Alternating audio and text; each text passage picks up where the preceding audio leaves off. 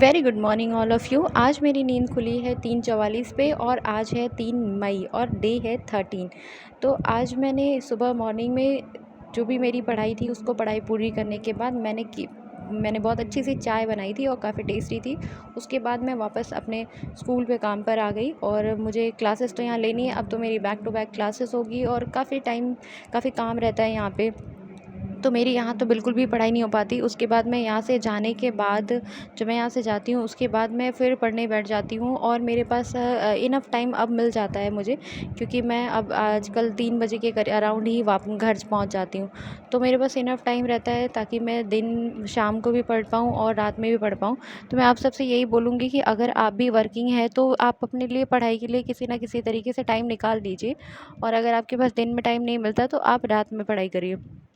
यहाँ मैं थोड़ा दिक्कत यहाँ ये है कि मैं बहुत थक जाती हूँ, क्योंकि कभी-कभी मुझे छोटे बच्चों की क्लासेस लेनी पड़ती है और छोटे बच्चों तो इतना शोर करते हैं कि मत पूछिए, और खुद का भी गला दर्द देने लगता है और अच्छा भी लगता है कभी-कभी इन बच्चों को देख कर के अपना बचपन याद आता है। खैर, पढ़ाई करते रहिए, क्योंकि मुझे लगता है कि मेरे जैसे बहुत सारे ऐसे लोग होंगे जो आरओ एआरओ की प्रिपरेशन कर रहे होंगे, और मुझे लग रहा है कि जैसे ही आपको ये इलेक्शन ख़त्म होगा उसके बाद कोई ना कोई डेट ज़रूर डिक्लेयर होगी एग्ज़ाम की। तो एग्ज़ाम डेट का वेट मत करिए, उससे पहले ही आप अपनी पढ़ाई को कंप्लीट करके रखिए, ताकि ये दूसरा चांस आपको मिल रहा है तो इसमें बेस्ट करने की पूरी कोशिश करिए।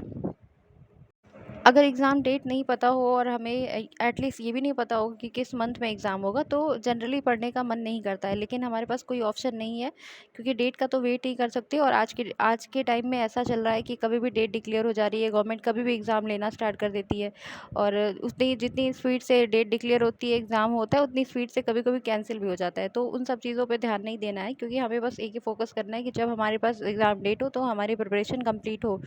और क्योंकि अगर आप केवल डेट का ही वेट करेंगे तो फिर डेट आने के बाद तो बिल्कुल भी पढ़ाई नहीं होती है। ये सही तरीका नहीं है पढ़ने का।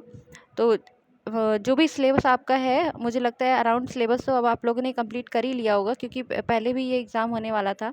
तो सिलेबस अगर कंप्लीट हो गया है तो प्रैक्टिस लगाते रहिए और उस प्रैक्टिस का एनालिसिस करते रहिए। जो आपका जीएस है, जीएस पोर्शन है, जीएस तो काफ़ी लंबा लेंदी पोर्शन होता है, तो थोड़ी-थोड़ी चीज़ों को पढ़ते रहिए, स्टोरी टाइप्स का पढ़ते रहिए, चीज़ें आपके माइंड में याद हो जाएगी, और जो कि आपको एग्ज़ाम में उस टाइप के क्वेश्चन सॉल्व करने में हेल्प करेगा, जो मल्टीपल लाइनर क्वेश्चन होते हैं, जिसमें पूछता है कि रॉन्ग या राइट बताइए, या फिर अरेंजमेंट करने के लिए बोलता है कि पर्टिकुलर को सीक्वेंस में लगाइए, कौन सा सीक्वेंस सही है। तो इस टाइप के क्वेश्चंस के लिए आपको डीप पढ़ना बहुत ज़रूरी है। और मैं आज ये बात करना चाहूँगी कि मैं चाहती हूँ कि आप लोग मुझे कमेंट करें, और आपको अगर मेरी वीडियो पसंद नहीं आ रही है या फिर जो भी आपको लगता है कि कुछ आपको पूछना चाहिए, तो आप मुझसे पूछ सकते हैं।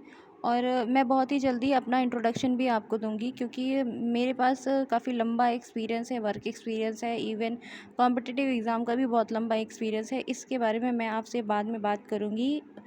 तो आज के लिए मैं आपसे बस यही कहूँगी कि मोटिवेट रहने के लिए आप पढ़ाई करते रहिए, और जो एग्ज़ाम है आपका, इलेक्शन के बाद तो एग्ज़ाम होना ही है, तो पढ़ाई करिए। एजुकेशन बहुत ही इम्पॉर्टेंट है, और अगर आपको पढ़ने का मौका मिल रहा है तो पढ़ना चाहिए। आज के डेट में भी ऐसे लोग हैं, या ऐसी लड़कियां हैं, या ऐसे लोग हैं जिनको पढ़ने का मौका नहीं मिल रहा है आज भी। तो जिसको भी पढ़ने का मौका मिल रहा है तो इसको यूटिलाइज़ करिए। इस वक्त को वेस्ट मत करिए आप, किसी और के ऊपर वेस्ट मत करिए, और ना ही अपने किसी एंटरटेनमेंट के पर्पज़ से इसे वेस्ट करिए, क्योंकि पढ़ना बहुत ही ज़रूरी है आपके लिए, और आपकी सेल्फ रिस्पेक्ट के लिए पढ़ाई, जॉब, ये सब बहुत ही ज़रूरी है। तो आज के लिए बस इतना ही। Okay, bye bye.